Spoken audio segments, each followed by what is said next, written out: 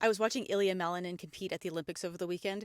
If you didn't watch, he's like one of the greatest skaters in the world, but he had this devastating final performance at the Olympics on the biggest stage. I have never cared about sports, but for some reason, this one got to me because it pushed on a question that we all fear, which is what if I work really hard for something and it doesn't pan out? What if I do everything that I can and it still isn't enough? It makes you wonder, is it even worth trying hard for things? It makes you wonder, if God didn't seem to have his back, does he have mine? Is he really working all things out for good or just letting things fall apart? Well, there's something a lot of people might not have noticed.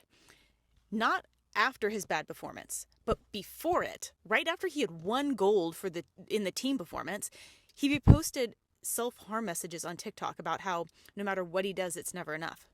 God saw something we didn't see in that moment. The best thing that could have happened for his life wasn't winning a second gold. It was learning an important lesson on where he builds his worth. With the public reaction and outpouring of love, I hope he feels God's love through that and learns this. That is not nothing he does is ever good enough. It's that nothing he could ever do could make him not good enough. And the same is true for you.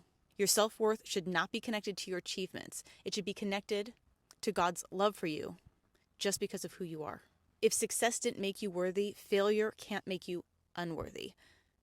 If you work your whole life for something, for this world, for the approval of others, for a medal, then the worst thing that can happen to you isn't failing to get it. It would be getting it and realizing that it doesn't fulfill you, realizing it wasn't worth it, realizing you could spend your whole life chasing something that doesn't matter.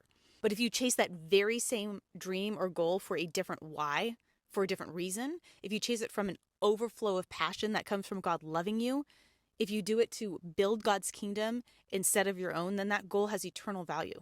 And its value is safe for you in heaven, where rust and moth cannot destroy and thieves cannot break in and steal. It's secure because you have built on a secure foundation and for a meaningful purpose, his kingdom. Same dream, different why, completely different outcomes.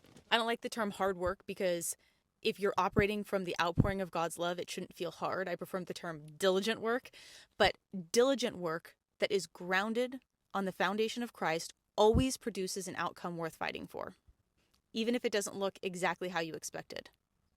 And yes, God does have your back. He is working things together for your good, but he sees things that you don't see. He may have a deeper purpose for your life than you currently even imagine because he knows how to give you the meaning you're actually searching for, not just the trophy. Love the Lord your God with all your heart, soul, mind, and strength, and set your mind on things above where moth and rust cannot destroy. Your worth was never in what you win. It is in who you belong to.